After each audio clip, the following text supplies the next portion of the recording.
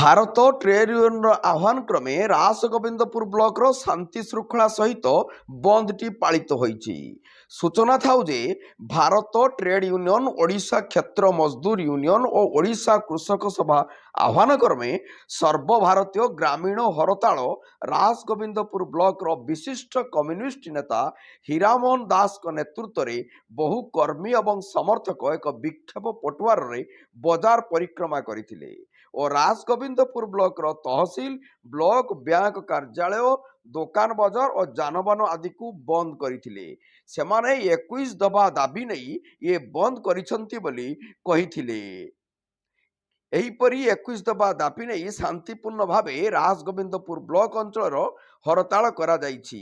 एही बंद पालन रे परमानंद परिडा, मृत्युंजय बेहेरा, लक्ष्मीनारायण परिडा, हरिश्चंद्र सिंह, विकर्तन कवि, समराय मुर्मू, जगदीश दे सहित बहु नेता कर्मी अंश ग्रहण करथिले। रासगोविंदपुर शिरीष महांती को रिपोर्ट, जनता एक्सप्रेस। मृत्युंजय बेहेरा खेतमुलिया यूनियन राज्य कमिटी मेंबर।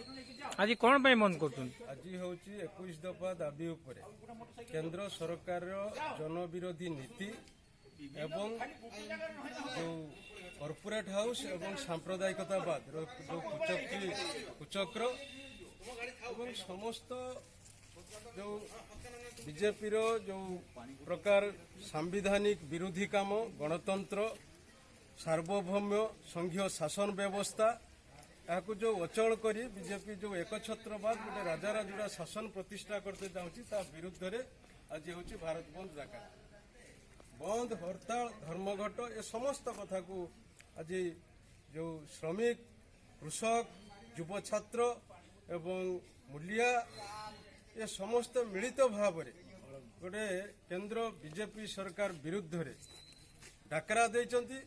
सर्वभारतीय धर्मघट विभिन्न दाबी रही धानर जो सहायक मूल्य एवं स्कीम वर्कर जो 26,000 टंका दरमा एवं सर्वनिम्न मजूरी 600 टंका करवा, ये समस्त दरदाम वृद्धि को रुकिबा, ये समस्त दाबी उपरे तेणु ये जो सर्वभारतीय धर्मघट ये धर्मघट पाई आमे जो माने विभिन्न गणसंगठन रे अच्छु आज आम एकजुट होइछु केंद्र सरकार जनविरोधी नीति विरुद्ध रे आगामी 24 निर्वाचन को रे बीजेपी को परास्त करबा पई ये समस्त कौशल ये समस्त प्रचार अभियान आमर जारी रही।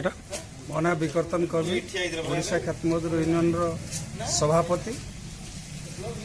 आज कौन पे बंद कर आज बंद होची आज सारा भारत वर्ष रे बंद चली समस्त ट्रेड यूनियन माने मिसिक आज प्रतिवाद चली। प्रथम कथा होची कृषि बंचाओ, कृषक बंचाओ, धान दर बढ़ू नाही, सार औषध विहन ये सब दर बढ़ी चली, कृषि ऋण छाड़ हो पारु नाही एवं कृषक आज आत्महत्या करुछि। एई समस्त दाबी नहीं एवं आज कुटीर शिल्प बंद हेबारे लागिछि। आज मनुष्यर रोजगार बढ़ुनी किंतु प्रत्येक जिनिसर दाम बढ़ुछि।